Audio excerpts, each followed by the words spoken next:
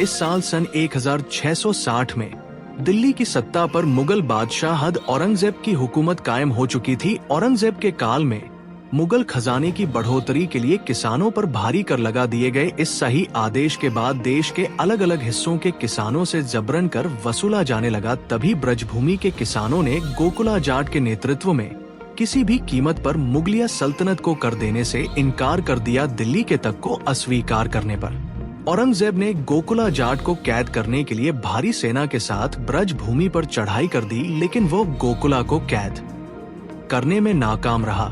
औरंगजेब ने लगातार 3 बार ब्रजभूमि पर आक्रमण किया, पर जाटों से हर बार उसको शिकस्त मिली। लेकिन दिसंबर 1669 में मुगल और जाटों में फिर एक जबरदस्त भिड़ंत हुई। इस बार मुगल सेना ने गोकुल और उनके हज लोगों को बंदी बना दिया। ये सभी बंदी आगरा ले गए, जहां इन्हें आगरा के बीच चौराहे पर कई टुकड़ों में काट दिया गया। इस घटना के बाद तो मानो संपूर्ण ब्रजभूमि पर किसानों का सैलाब उमड़ पड़ा। यहीं पर गोकुला के पुत्र राजाराम सिंह शनिवार को नया सरदार चुना गया। राजाराम सिंसिनवार एक सेना का निर्माण किया और 1688 में आगरा के निकट सिकंदरा पर आक्रमण करके अकबर के मकबरे को लूटकर अपने पिता गोकुला जाट की मौत का बदला लिया। इस हमले में जाटों ने मुगलों की बेशुमार दौलत को अपने कब्जे में ले लिया। धीरे धीरे जाटों का रुतबा बढ़ने लगा, उनके नाम की पहचान होने लगी। बदलते दौर में राजाराम सिंसिनवार के पुत्र बदन सिंह ने आगरा के मुगल थाने पर आक्रमण करके ब्रज के एक बड़े इलाके पर अपना दबदबा कायम कर लिया। तभी जन्म हुआ जाटों के नया सितारे का, जिसने अपने सूर्य के ताप से भरतपुर में एक नए संयुक्त राज्य का निर्माण किया, जिसका नाम था सूरजमल। सूरजमल बचपन से ही बड़े वीर, बुद्धिमान और गुस्सैल स्वभाव के थे। छोटी सी उम्र में ही सूरजमल ने मेवात के में वह पर आक्रमण करके मेवात पर कब्जा कर लिया। 1732 में पिता के आदेश से सूरजमल ने दिल्ली के शोग्रहों पर आक्रमण करके देख सहित एक बड़े इलाके को जीत लिया। इसी समय इस विराट विजय के बाद सूरजमल ने भरतपुर में लोहागढ़ किले का निर्माण करवाया, जहाँ विधिवत रूप से महाराजा श्री सूरजमल का राज्याभिषेक किया गया। ये वही सूरजमल है जिसने दिल्ली के बादशाह को 1 महीने तक दिल्ली में कैद कर दिया था। जाटों के अफलातून के नाम से मशहूर महाराजा सूरजमल ने दिल्ली के अकूत मुगल खजाने को अपने कब्जे में ले लिया। बादलों की लड़ाई में 7 राज्यों की सेनाओं को एक साथ पराजित करके अपनी धाक कायम कर दी। ब्रज के ये पहले शासक हुए जिन्होंने मुगलों को अपनी शर्तें मानने पर मजबूर कर दिया। पानीपत युद्ध के बाद मराठों की सहायता के लिए अपने खजाने खोल दिए। वो बड़ा वीर धीर गंभीर था, जिसके शासनकाल में जनता के सुख वैभव को 4 चांद लग गई। डीग भरतपुर के मैदानों से लेकर गंगा की घाटी तक और मेवात रोहतक से लेकर चंबल की धाराओं तक के विशाल साम्राज्य पर महाराजा सूरजमल की हुकूमत थी। वो 2 हाथों में तलवार लेकर दुश्मनों पर काल बनकर टूट पड़ता। ब्रज के हिंदुओं का गुमान था वो 80 युद्धों का विजेता था, वो जिसके कारण उसे अजय योद्धा माना जाता है। आइए दीन बंधु सर छोटू राम धाम के साथ जानते हैं महाराजा सूरजमल के इतिहास के सुनहरे पन्नों की पूरी दास्तान। साल 1742 में जयपुर के गजपति महाराज जयसिंह के निधन के बाद उनके 2 पुत्रों ईश्वरी सिंह और माधव सिंह के बीच राजगद्दी को लेकर युद्ध छिड़ गया है। राजा माधो सिंह की माता मेवाड़ की राजकुमारी थी, जिसके चलते मेवाड़, जोधपुर, बूंदी, कोटा और मराठों ने संयुक्त रूप से माधव सिंह को जयपुर का महाराज स्वीकार कर लिया, जबकि भरतपुर के महाराजा सूरजमल ने अपने जिगरी मित्र जयसिंह को दिए वचन के लिए और राजपूत परंपरा अनुसार बड़े पुत्र ईश्वरी सिंह को गद्दी पर बैठाने का निश्चय किया। इसी के परिणाम स्वरूप साल 1742 को पागलों के मैदानों में काल के सभी विशाल हिंदू साम्राज्य आपस में भिड़ गए। युद्ध के मैदान में महाराजा सूरजमल ने अप्रतिम शौर्य दिखाया। वीर की बेहतरीन युद्ध नीति और चढ़ती जवानी के खोलते रक्त ने युद्ध का फंसा अपने पक्ष में मोड़ लिया। महाराजा सूरजमल को 2 हाथों में तलवार लेकर लड़ते देख राजपूत योद्धाओं ने इस वीर का परिचय पूछा। तभी युद्ध के मैदान में मदमस्त दहाड़ सुनाई दी नहीं। जाटनी में सही वृत्त अपरसों की पीर जब जन्म उसके गर्व से सूरजमल क्वीर। इस युद्ध में विजय श्री के बाद तो संपूर्ण उत्तर भारत में महाराजा सूरजमल के नाम का डंका बजने लगा। महाराजा ईश्वरी सिंह का जयपुर की गद्दी पर राजतिलक करवा कर महाराजा सूरजमल भरतपुर की तरफ निकले, जहां संपूर्ण ब्रज भूमि महाराजा सूरजमल की जयकारों से गूंज उठी। लोगों को ब्रज के इस चमकते सितारे में अपना हिंदू योद्धा नजर आने लगा। इस भव्य जीत के बाद महाराजा सूरजमल ने अपने राज्य विस्तार के लिए अपनी सेना को संगठित करते हुए भयानक युद्ध का शंखनाद किया। उन्होंने ब्रज भूमि से मुगलों का नामो निशान मिटाने की कसम खाई। जल्द ही महाराजा सूरजमल ने रेवाड़ी, नीमराना, मथुरा, मेवात और गुरुग्राम के क्लॉक को फतेह करके अपने राज्य की सीमाओं को दिल्ली के दरवाजे तक मजबूत कर दिया। इस समय दिल्ली की गद्दी पर मुगल बादशाह अहमद साहब बहादुर की हुकूमत थी। अहमद शाह ने महाराजा सूरजमल की इस बढ़ती ताकत का जवाब देते हुए अपने वजीर बख्शी के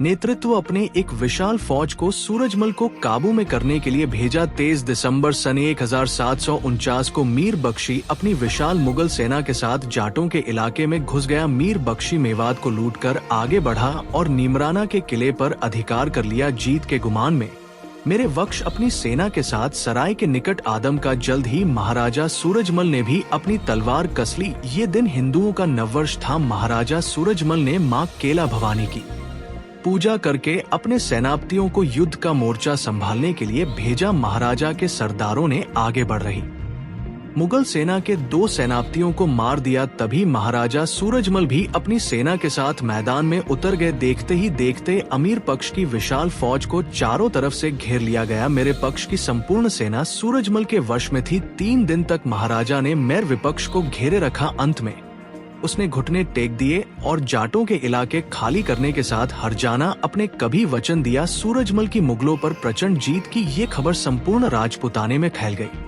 सर्वत्र सूरजमल के नाम का आरोप पड़ने लगा, क्योंकि सूरजमल ने आज दिल्ली के तक को डुबा दिया था। वीर की इस बढ़ती ताकत ने सेना में जोश भर दिया। इसी समय दिल्ली के बादशाह अहमद शाह ने अपने वजीर सफदरगंज को पद से हटाकर उसकी सभी जागीरें जब्त कर ली। सफदरगंज ने अपने एहसान फरामोश बादशाह को सबक सिखाने के लिए अपने अजीज मित्र सूरजमल से सहायता की गुहार की। मित्र की पुकार पर मई सन 1553 में महाराजा सूरजमल ने दिल्ली पर चढ़ाई कर दी और दिल्ली के नवाब गाजी उद्दीन की सेना पर प्रचंड आंधी के समान टूट पड़े। सूरजमल के प्रकोप से बचने के लिए गाजी उद्दीन युद्ध का मैदान छोड़कर भाग गया। छात्र धर्म की धरती वीर जारा करती है। तलवार हो सूरजमल सी वो दिल्ली फतेह करती है कि 9 मई से 4 जून तक जाटों ने पुरानी दिल्ली में अपनी मनमर्जी चलाई। 16 मई को तो उन्होंने वहां खूंखार तरीके से युद्ध मचाई। दिल्ली की जर्जर बादशाहत किले में कैद हो गई। उनमें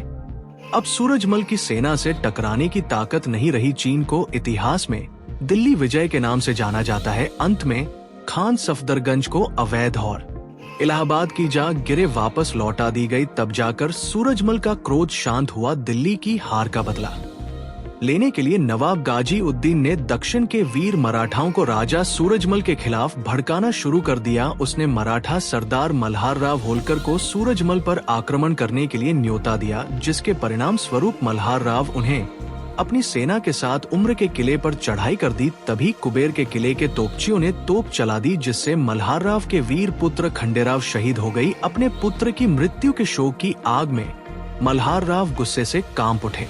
उन्होंने अपनी सेना को आगे बढ़ाया। तभी सूरजमल की रानी हसिया देवी ने जीवाजी राव सिंधिया को पत्र भेजा है। इस पत्र के बाद मराठ और जाटों में मित्रता स्वरूप संधि हो गई। तय हुआ कि हिंदू राज्य आगे साथ मिलकर रहेंगे, आपस में टकरा के बनाएंगे। अब भारत की स्थितियां काफी बदल चुकी थी। कोई समय क्रूर और मजबूत कहा जाने वाला मुगल साम्राज्य इस समय काफी कमजोर हो चुका था। दिल्ली की सत्ता पर मुगल बादशाह हक आलमगीर द्वितीय की हुकूमत थी है। इधर दक्षिण में वीर मराठा होने स्वराज्य की ऐसी आंधी चलाई की अटक से कटक तक भगवा लहरा दिया। दिल्ली के बादशाहों पर भी मराठाओं का रुख मचलने लगा। बादशाह भी मराठों के को कहर से भयभीत रहने लगे। मराठा साम्राज्य इस दौर में भारत की एक नई ताकत बनकर उभरा। इसी समय काबुल का बादशाह अहमद शाह अब्दाली ने दिल्ली पर भयंकर आक्रमण करके दिल्ली को जीत लिया। इधर मराठों ने पेश हुए सदाशिवराव भाऊ के नेतृत्व में विशाल सेना दिल्ली को भारत से खदेड़ने के लिए भेजी। बहु पेशवा ने जल्द ही जवाबी हमला करते हुए दिल्ली को जीतकर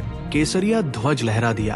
आप सभी भाइयों ने दूसरे हिंदू राज्यों से अतिरिक्त सैनिक सहायता की मांग की। बहू की एक पुकार पर भरतपुर के महाराजा सूरजमल अपनी संपूर्ण सेना के साथ बहू की मदद को पहुंच गई। उन्होंने भाइयों को तन मन धन से मदद करने का वचन दिया, पर युद्ध से पहले ही बाबू साहेब और महाराजा सूरजमल के बीच मतभेद हो गया, जिसके परिणाम स्वरूप महाराजा सूरजमल अपनी सेना लेकर वापस भरतपुर लौट गए। इसके बाद जनवरी सन 1761 को पानीपत के मैदानों में भयंकर युद्ध हुआ।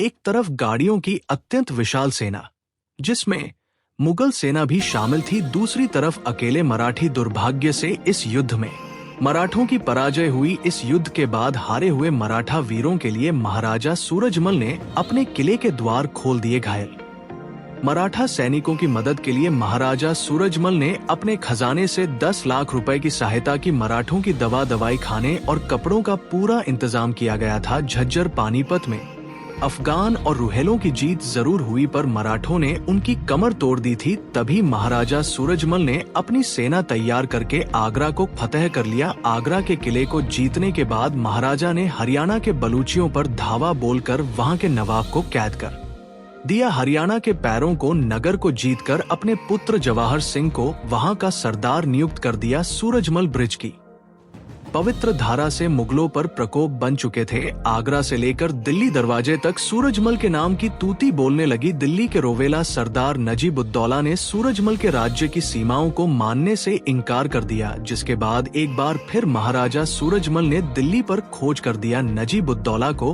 अहमद शाह अब्दाली का पूरा समर्थन था। सूरजमल के दिल्ली कूच की खबर सुनकर उसने एक बार फिर अहमद शाह अब्दाली से मदद मांगी। नजीब ने अपनी सेना को तैयार करके दिल्ली के चारों ओर के फाटक बंद कर दिए। इधर महाराज सूरजमल के एक आदेश पर दस्युओं के जाट एक होकर महाराजा की सेना में शामिल होकर दिल्ली को घेर लिया। जाटों की सेना दिल्ली के निकट यमुना और दो आब के मैदानों में थी और शाही सेना दिल्ली नगर की चारदीवारी के अंदर थी। उसी समय महाराजा सूरजमल केवल 38 घुड़सवारों के साथ शहर का द्वार तोड़कर विशाल शत्रु सेना के बीच में जा पहुंचे, जहां युद्ध लड़ते हुए वीरगति पाए गए। महाराजा की मृत्यु के बारे में इतिहासकारों के अनेक अलग अलग मत है, पर जो भी हो 56 साल की उम्र में ही धरा का वीर सपूत दुनिया से विदा हो गया। हिल गया गगन, जो गया जहां सारा लड़ता रहा स्वाभिमान के लिए, पर कभी न रुकना। सूरज हमारा एक सामान्य यहाँ से उठकर महाराजा ने एक विशाल साम्राज्य का निर्माण किया। उसके राज्य का खर्च 60 लाख सालाना था, जबकि उसका राज्य 2 करोड़ की आमदनी का था। अपनी मृत्यु के समय उन्होंने 10 करोड़ का खजाना राजकोष में छोड़ा था कि उसकी सेना में प्रत्येक जाति का सैनिक लड़ता था। उसके किले को आज तक कोई नहीं जीत पाया। छोटे बड़े 80 युद्धों का विजेता था। वो परम स्वाभिमानी